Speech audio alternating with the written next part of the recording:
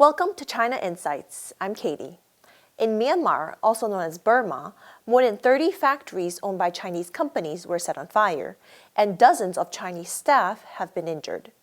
The attacks came at the same time that many Burmese are criticizing China for its alleged support of the Myanmar military, which seized power from the elected leader Aung San Suu Kyi in February. But the protesters say they didn't set the fires, and the assailants' identities were unknown. On Twitter, you can see many Burmese disavowing the violence against Chinese property. Some even accuse the army of starting fires on purpose to brand the protesters as terrorists. It's hard to get a clear picture of what exactly is going on in Burma, because the military government has cut off internet access in many areas. According to opposition groups, hundreds of people have been killed by the military since the coup on February 1st, and apparently the situation only continues to worsen. It is entirely possible that at least some of the incidents were caused by protesters. Communist China has a relationship with Myanmar that goes back decades. It supplies most of Burmese military's weapons and has many Belt and Road projects in the country.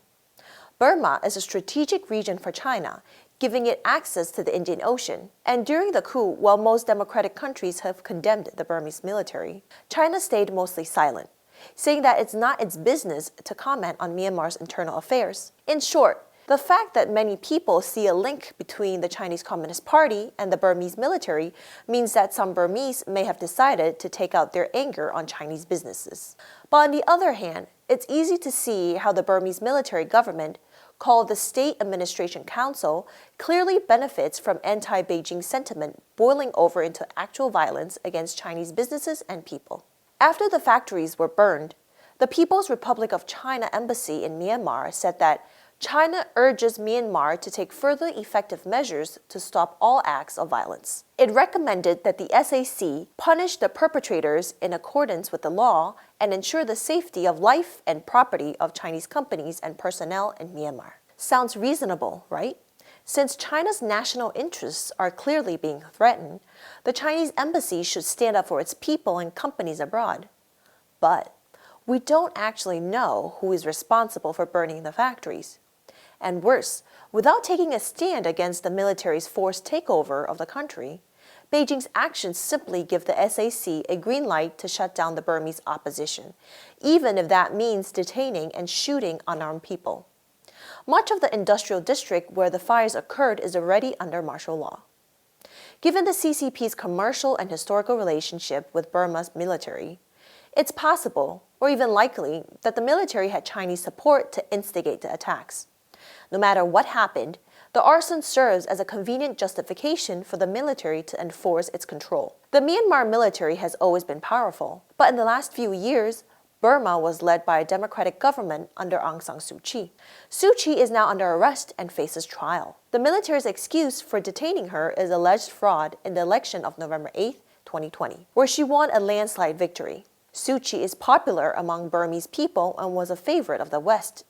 However, her reputation declined due to her controversial handling of crimes against the Rohingya ethnic minority group. Also, like the Burmese military, Suu Kyi was not afraid to make deals with the CCP and signed off on many of the Belt and Road projects that bring Burma deeper into China's orbit. Both Aung San Suu Kyi and the Myanmar military are linked to the socialist movement from the British colonial era. Suu Kyi is the daughter of General Aung San, who founded the Myanmar military and fought against British rule. Aung San also founded the Burmese Communist Party as well as the country's Socialist Party. The Burmese military currently in power started out as a branch of the socialist movement.